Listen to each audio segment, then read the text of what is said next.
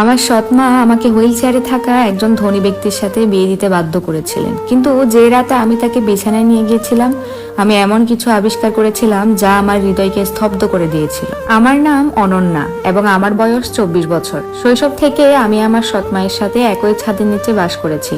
একজন ঠান্ডা হিসাবে এবং বেদনাদায়ক বাস্তববাদী মহিলা।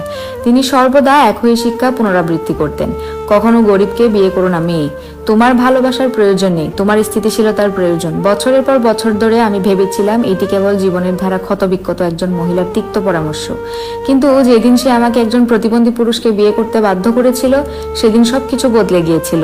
তার নাম ছিল রোহান। তিনি ছিলেন সবচেয়ে ধনী এবং প্রভাবশালী পরিবারের একমাত্র উত্তরাধিকারী। 5 বছর আগে তিনি একটি ভয়াবহ গাড়ি দুর্ঘটনা থেকে বেঁচে গিয়েছিলেন, যা তাকে পক্ষাঘাতগ্রস্ত করেছিল বলে ধারণা করা হয়। তারপর থেকে তিনি জনজীবন থেকে দূরে থাকতেন। গুজব ছিল যে তিনি ছিলেন ঠান্ডা, কঠিন এবং তিনি মহিলাদের ঘৃণা করতেন।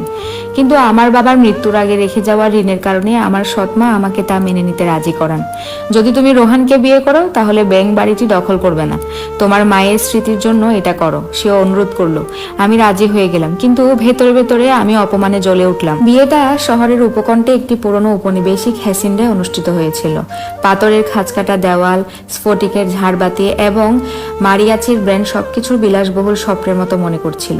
আমি একটি সাদা হাতে সূচিকর্ম করা পোশাক পরেছিলাম, কিন্তু আমার হৃদয় খালি ছিল।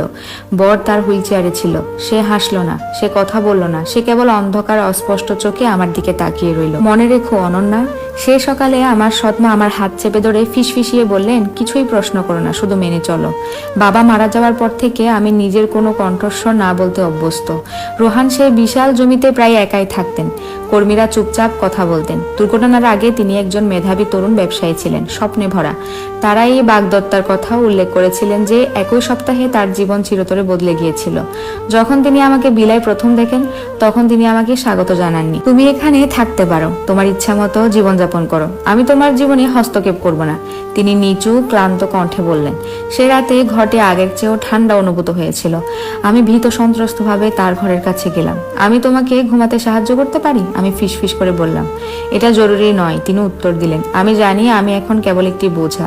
যখন আমি তাকে বহন করার সময় প্রায় পড়ে গেলাম তখন আমার হাত এমন কিছু স্পর্শ করেছিল যা সম্ভব ছিল না, এবং সেই মুহূর্তে আমার পুরো জীবন বদলে গেল। রোহানের শরীরে সে শক্ত আবরণ যা আমি স্পর্শ করেছিলাম সেটা কোনো পক্ষাঘাতগ্রস্ত মানুষের পেশি হতে পারে না।